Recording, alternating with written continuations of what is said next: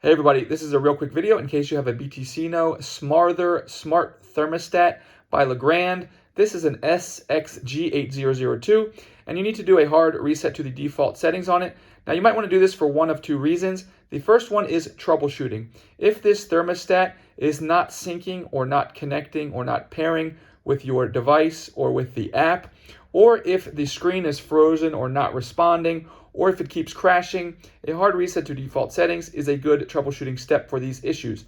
Now you will need to set it up again because it will be restored to its out-of-the-box settings, which brings me to the second reason you might want to do this, which is if you want to set this up in a new location, on a new Wi-Fi network, etc., and you just want to clear all of the previous configurations out of it, this will do the trick.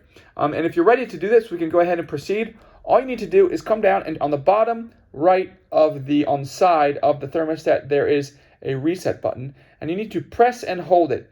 Now, when you press and hold it, you'll notice that a countdown will appear on the screen, starting at 5 and counting down to 0. You just need to hold it. If you let go before it gets to 0, it will cancel the reset. But if you hold it all the way down to 0, it will reset the thermostat to its factory default settings.